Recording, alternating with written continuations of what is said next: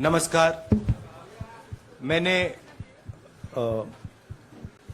आप सब से काफी बार बोला है कि हिंदुस्तान में लोकतंत्र पर आक्रमण हो रहा है और इसका हमको हर रोज नए नए उदाहरण मिल रहे हैं। सवाल मैंने एक ही पूछा था,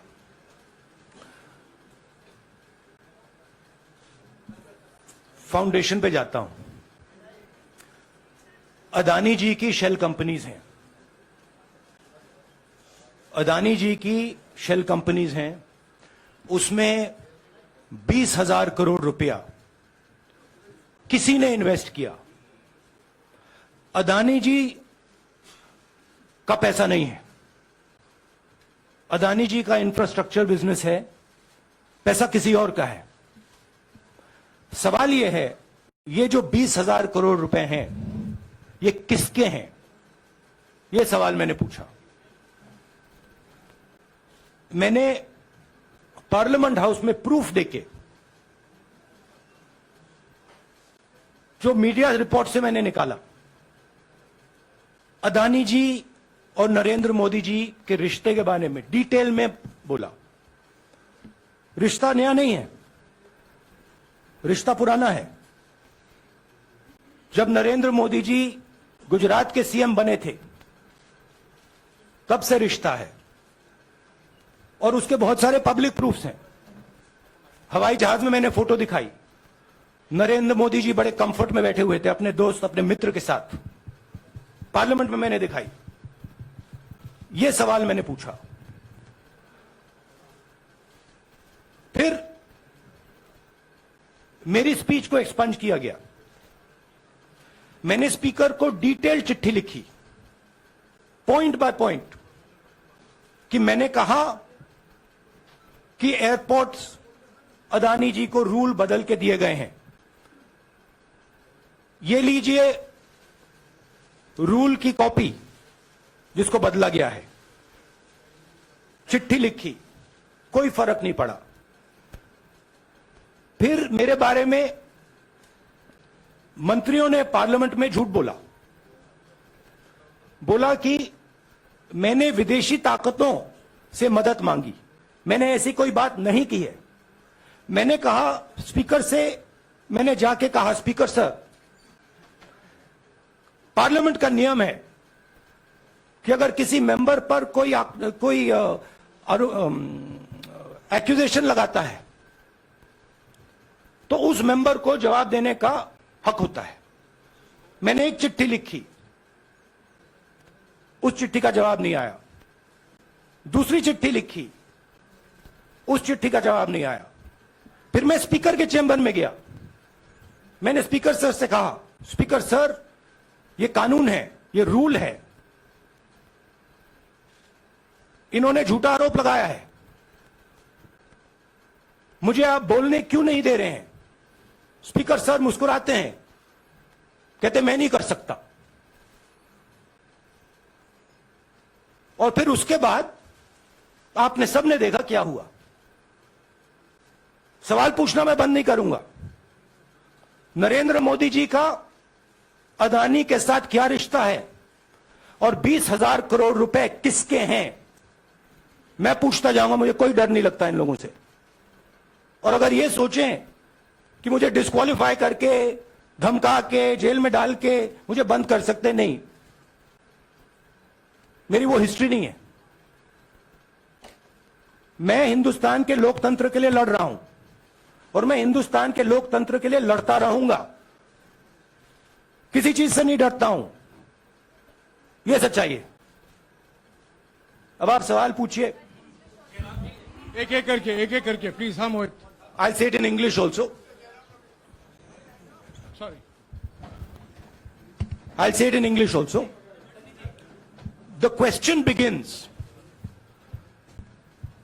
few weeks back in Parliament, where I asked the Prime Minister a very specific set of questions. Question number 1, 20,000 crore rupees or $3 billion are in shell companies owned by Mr. Adani. Mr. Adani could not have generated this money. He's an infrastructure business.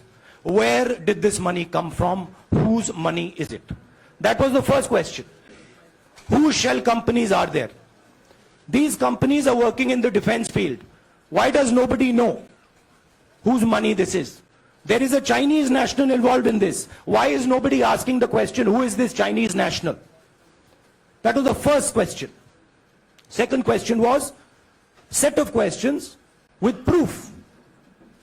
What is the Prime Minister's relationship with Mr. Adani? I showed a picture of the Prime Minister and Mr. Adani's plane relaxing.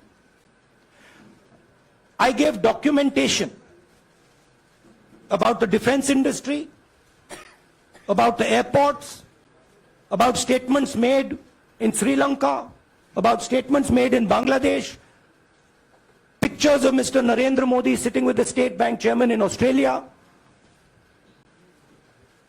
And I put this proof on the table. Immediately after that, the BJP started its work. My speech was expunged. I wrote a letter to the Speaker with a detailed explanation on the defense industry, on the airports, with press clippings, supporting documents, legal documents, and said, this is the supporting foundation of my speech. I have not made this speech, I have not invented this. This is detailed research, here it is. Nothing happened. Nothing was revoked. My speech today is not part of the record of Parliament. The same, by the way, was done with Mr. Kharge. After that, BJP ministers lied about me in Parliament. They made the statement to distract from the Adani issue. The whole game, disqualification, and all these statements are to distract from the central question, whose money is it? 20,000 crores, whose is it? Kiska hai ye? That's the main question. The whole thing is to distract. So, they said that I've asked foreign forces to help India. Most ridiculous statement. I have never made such a statement. You can look at all the conversations I had in the United Kingdom. Not one such statement was made. In fact, I said this is India's problem. India has to resolve this problem, right? A minister lies on the floor of the House. I wrote to the Speaker and I said, Speaker, sir, it is my right as a member of Parliament, when somebody makes an accusation, to state my position. Please let me state my position. The first letter is not answered. I then write a second letter with more details, saying the names and what was said. Still no answer. I then go to the Speaker's chamber and I say, Speaker, sir, what is going on? We live in a democracy. You are the defender of that democracy. Why are you not letting me make my statement? The Speaker smiles and says, I cannot do that. Come and have a cup of tea with me. Right? So this is the whole drama that is being orchestrated to defend the Prime Minister from the simple question, whose 20,000 crore rupees, whose $3 billion went to Mr. Adani shell companies? हाँ जी मोहित, एक minute सबको मौका मिलेगा. राहुल जी, मोहित दुबे हूं मैं. मेरा सवाल ये है कि आप शहीदों. By the way, sorry, I just need to finish that. I left out a part. Look, I'm here defending the democratic voice of the Indian people. I will continue to do that. I'm not scared of these threats, of these disqualifications, of these allegations, of these prison sentences. I don't care. I'm not scared of them. Okay? These people don't understand me yet. I am not scared of them. They are used to everybody being scared of them. I am not scared of them. Right? And I will continue to ask the question, what is the Prime Minister's relationship with Mr. Adani? It is an old relationship. It is a relationship that began when he was Chief Minister of Gujarat. Mr. Adani constructed the idea of Resurgent Gujarat, organized all that. This is a partnership. It's a close partnership. I'm going to keep asking that question. Rahul ji, मैं मोहित दुबे हूं. मेरा सवाल यह है कि आप शहीदों के परिवार से आते हैं. आपकी दादी भी डिस्क्वालीफाई हुई, जनता के बीच गई, आप सत्ता में वापस आए। आज के दौर में राहुल गांधी भी डिस्क्वालीफाई हो गए हैं, क्योंकि तमाम आपने इश्यूज को उठाया, चीन के इश्यूज को उठाया। क्या राहुल गांधी भी जनता के बीच में जाएंगे और वही वापसी फिर से करेंगे? राहुल गांधी भारत जोड़ो यात्रा में 4.5 महीने जनता के बीच में रहेंगे और वो मेरा काम है, वो मैं करता जाऊंगा। हाँ जी, अनवर। आज के हिंदुस्तान में जो पहले राजनीतिक पार्टियों को सपोर्ट मिलती थी, मीडिया से मिलती थी, बाकी इंस्टीट्यूशन से मिलती थी, वो नहीं मिलती है। तो ऑपोजिशन की पार्टीज को एक ही रास्ता है, जनता के बीच में जाने का। हाँ जी, अनवर। सर, भारतीय जनता पार्टी ने आप पर ओबीसी समुदाय के अपमान का आरोप लगाया है, इस पर आप क्या जवाब देना चाहेंगे भारतीय जनता पार्टी को? मैं पिछले भारत जोड़ो यात्रा में, आप मेरी कोई भी स्पीच देख लीजिए, मैं वहां कह रहा हूं सब समाज एक हैं, सबको एक साथ चलना चाहिए, भाईचारा होना चाहिए, नफरत नहीं होनी चाहिए, हिंसा नहीं होनी चाहिए। तो मेरी पोजीशन बिल्कुल क्लियर है। ये ओबीसी का मामला नहीं है, ये नरेंद्र मोदी जी और अदानी जी के रिश्ते का मामला है।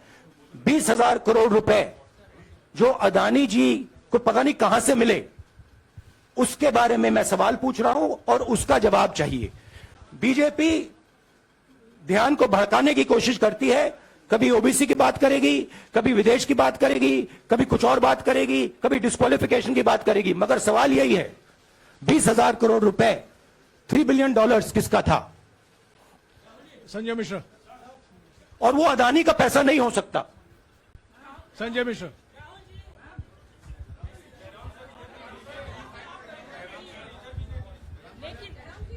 आपने कहा आप डरते नहीं हैं, लेकिन स्टेट के टारगेट पे हैं और स्टेट आपके खिलाफ है, पूरी स्टेट, पूरी मशीनरी आपके खिलाफ है। ऐसे में आपके सामने चैलेंजेस बहुत बड़ा है, तो रास्ता क्या है, रणनीति क्या है? देखिए भैया, चाहे स्टेट हो, चाहे कुछ भी हो, मैं सच्चाई को देखता हूं। मुझे और किसी चीज में इंटरेस्ट नहीं है, मैं सच्चाई बोलता हूं। राजनीति में ये फैशनेबल बात नहीं है, मगर ये बात मेरे खून में है। मैं और कोई रास्ता निकाल ही नहीं सकता हूं। तो मेरा काम यह है, यह मेरी तपस्या है, जीवन की तपस्या है, उसको मैं करता जाऊंगा। चाहे मुझे डिस्क्वालीफाई करें, मारे पीटे, जेल में डाले, मुझे कोई फर्क नहीं पड़ता। मुझे अपनी तपस्या करनी है। इस देश ने मुझे सब कुछ दिया है। शांत हो जाइए। इस देश ने मुझे सब कुछ दिया है, प्यार दिया है, इज्जत दी है, इसलिए मैं ये करता हूं। हाँ, Supriya. Sir, Rahul sir, BJP के जो लीडर्स आप पे अटैक कर रहे हैं उस पर आप क्या कहेंगे? और इसके अलावा वायनाड, वहां पर जब से खबर गई है, वहां पे लोग बहुत डिसबिलीफ में हैं, प्रोटेस्ट भी इरप्ट हो रहा है। आप अपनी कॉन्स्टिट्यूएंसी के लोगों को क्या कहना चाहेंगे? नहीं, मैंने सोचा है कि मैं अपनी, देखिए मैंने कॉन्स्टिट्यूएंसी में भी बोला कि वायनाड के लोगों के साथ मेरा पारिवारिक रिश्ता है, फैमिली प्यार का रिश्ता है। तो मैंने सोचा कि मैं वायनाड के लोगों के लिए अपनी एक चिट्ठी लिखूं उनके लिए कि मेरे दिल में उनके लिए क्या है। तो वो तो मैं रिजॉल्व कर दूंगा। उनका, देखिए, बीजेपी के नेताओं का काम यही है।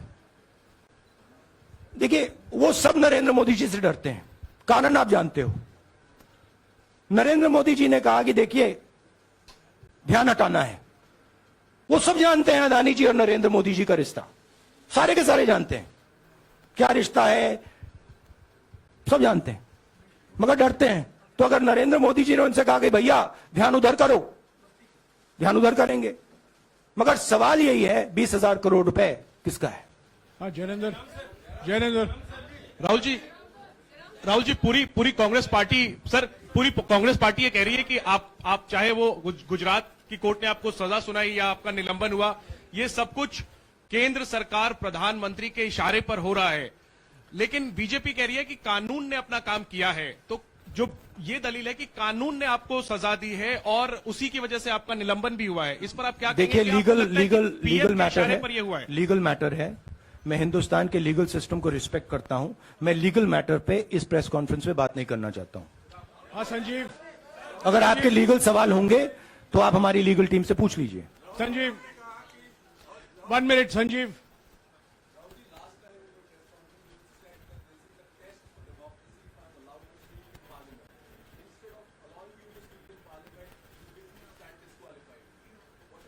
No, look, please understand why I've been disqualified. I've been disqualified because the Prime Minister is scared of my next speech. He's scared of the next speech that is going to come on Adani, right? I've seen it in his eyes. So he's terrified of the next speech that is going to come, and they don't want that speech to be in Parliament. That's the issue. That is why, first the distraction, now the disqualification. Please don't be confused about this matter. There is a deep relationship between Narendra Modi ji and Mr. Adani. There is a question. 20,000 crore rupees have suddenly arrived in Mr. Adani's shell companies. Where has this money come from? Whose money is it? It is, some of these companies are defense companies. Why is the defense ministry not asking this question? Why is the defense ministry not asking the question? But please explain to us, whose money is this that is being spent on our drone development, that is being spent on our missile development, that is being spent on our ordnance production? Why is the defense ministry not asking this question? हाँ मंजरी, please एक minute Manjari.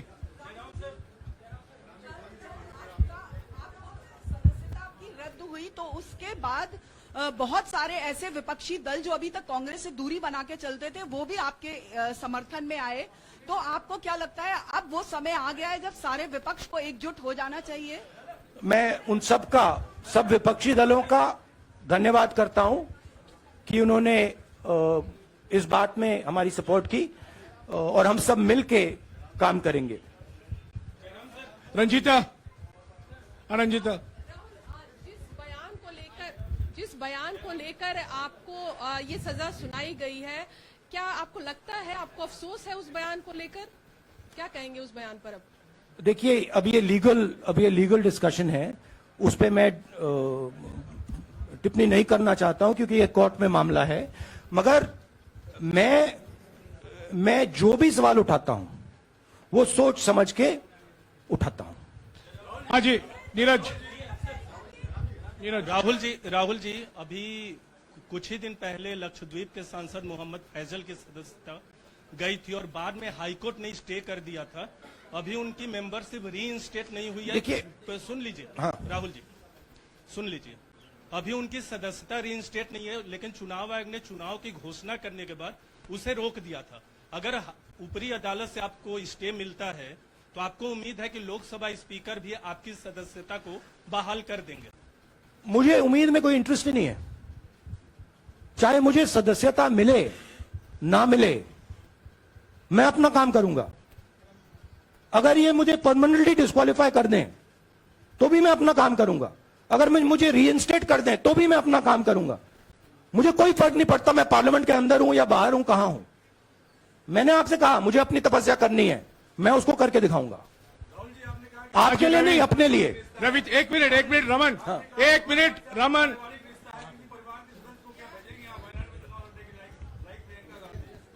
It is not up to me, it is up to Congress president कौन जाएंगे। राहुल जी मेरा सवाल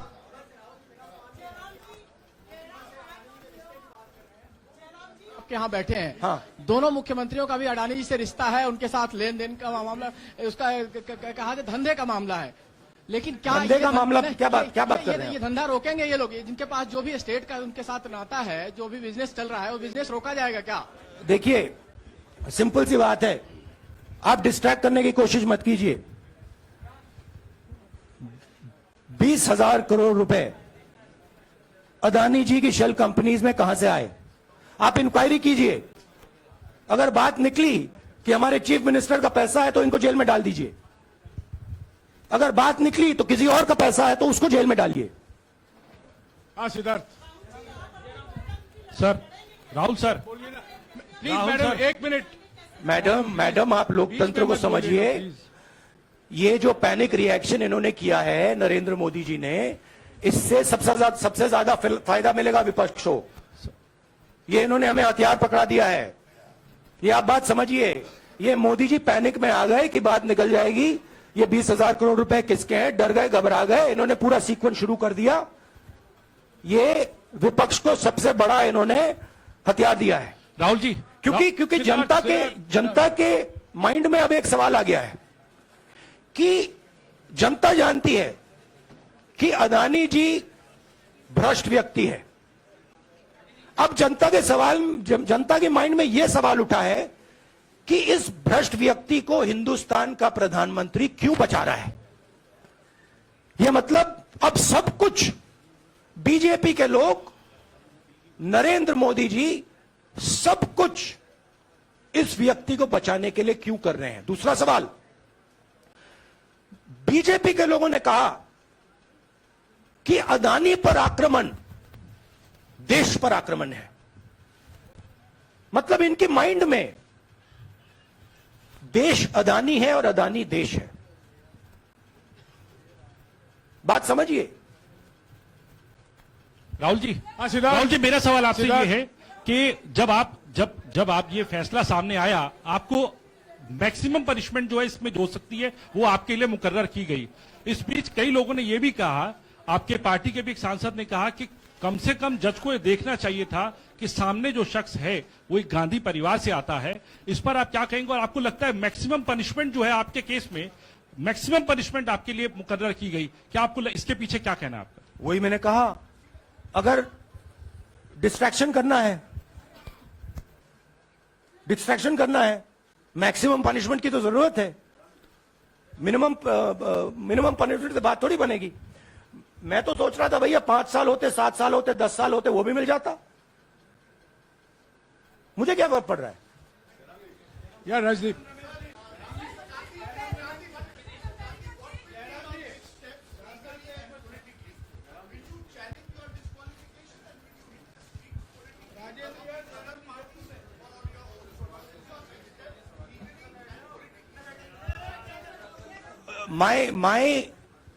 I have only one step, and that step is to fight for the truth in this country and to defend the democratic nature of this country that is under. Please let me finish, Rajdeep, unless you want to answer it for me. You do that also sometimes. Yeah. So my job, as I see it, is to defend the democratic nature of this country. And I will do whatever I have to do to defend the democratic nature of this country. What does that mean? That means defending the institutions of this country. That means defending the voice of the poor people of this country. That means telling the people of this country the truth about people like Mr. Adani, who are basically exploiting the relationship they have with the Prime Minister. yeah, Pallavi, please 1 second. Let's go. Look, see, these are legal matters. It makes me no difference. I told them, it makes me no difference if I'm disqualified, not qualified, whatever. It makes me no difference. Disqualify me for life. Put me inside jail. I will keep going. I will not stop. Mr. Gandhi, Yeah, Mr. Pallavi. Gandhi, 2 things here. One, are you worried or apprehensive about the political relevance of, say, the opposition and the Congress Do I look party worried to you? post? One. Second, Do I look worried to you? I'm excited. I'm happy that these people have given me the best gift they could give me. and second, Mr. Gandhi, is that BJP's reaction since yesterday is that if you hadn't torn the ordinance then perhaps you wouldn't be facing the law today. Your response to that? My response to that is that when somebody is guilty of something, they want to distract everybody's attention. Right? If you catch a thief, the first thing he says is, I didn't do it. The second thing he says, look there, look there, look there, look there. Right? That's what the BJP is doing. We have caught 20,000 crore rupees entering Mr. Adani's companies. Nobody knows whose money that is. That money cannot be Mr. Adani's money. He does not generate this type of money. So that money has come from someone. All this, OBC, disqualification, anti-national, all this is to distract from the panic that the Prime Minister is feeling. That his relationship with Mr. Adani is going to be exposed. Let me tell you, that relationship is going to be exposed. Nobody is going to stop that. It is going to happen. Because the opposition is going to press this thing until we find the answer. हाँ रवि सिसोदिया जी को दे दो। राहुल जी जो judgement आया उसको लेकर BJP ने उसको किया है कि आपने ओबीसी का अपमान किया, पूरे देश में प्रेस कॉन्फ्रेंस करने की तैयारी कर रहे हैं कि आपने ओबीसी का अपमान किया था। भैया देखिए, पहला आपका अटेम्प्ट वहां से आया, दूसरा आपका अटेम्प्ट यहां से आया, तीसरा आपका अटेम्प्ट यहां से आया। आप इतनी डायरेक्टली बीजेपी के लिए क्यों काम कर रहे हो? थोड़ी डिस्कशन से करो यार, थोड़ा घूम घाम के पूछो। क्या आपको ऑर्डर दिया है क्या? देखो मुस्कुरा रहे हैं। घूम घाम मैं आपको उदाहरण देता हूं, आप थोड़ा घूम घाम के निकाल नुकुल के बोलो। देखो ऐसे बोलो पहले, राहुल जी, हाँ तो please if you want to work for the BJP, then bring a BJP flag symbol here and put it on your chest. Then I'll answer you the same way I answer them. Don't pretend to be a press man. Vikrant, Rahul ji, हवा निकल गई। Rahul ji, BJP के लोग बार बार ये बात कहते हैं कि आपने जब विदेश में जाके भाषण दिया तो उन्होंने कहा माफी मांग लेते। अभी कहा कि कोर्ट में आपसे कहा गया माफी मांग लेते। तो जब ये लोग कहते हैं राहुल गांधी माफी मांग लेते, तो राहुल गांधी क्या सोचते हैं? राहुल गांधी सोचता है मेरा नाम सावरकर नहीं है, मेरा नाम गांधी है। गांधी किसी से माफी नहीं मांगता। और मैंने कहा, पार्लियामेंट हाउस में कहा कि भैया मुझे बोलने दीजिए ना, एक बार तो बोलने दीजिए। 2 बार चिट्ठी लिखी, तीसरी बार मैं पर्सनली स्पीकर से जाके कहता हूं, स्पीकर सर प्लीज, आप डेमोक्रेसी के लोकतंत्र के आप प्रोटेक्टर हैं, मुझे बोलने दीजिए। मुस्कुरा के कहते हैं भैया मैं तो नहीं कर सकता। आप नहीं कर सकते तो कौन कर सकता है? शायद मुझे जाके मोदी जी से पूछना पड़े, वो तो करने नहीं देंगे। तो मेरा जो पॉइंट है, इस देश में लोकतंत्र खत्म हो गया है। इस देश के लोग जो इनके दिल में है, हमारे दिल में है, बोल नहीं सकते हैं। इस देश के इंस्टीट्यूशन पर आक्रमण हो रहा है। और उस आक्रमण का मैकेनिज्म क्या है? उस आक्रमण का मैकेनिज्म नरेंद्र मोदी जी और अदानी जी का रिश्ता है, वो फाउंडेशन है। मैं नरेंद्र मोदी जी पर सवाल नहीं पूछ रहा हूं, मैं अदानी जी पर सवाल पूछ रहा हूं।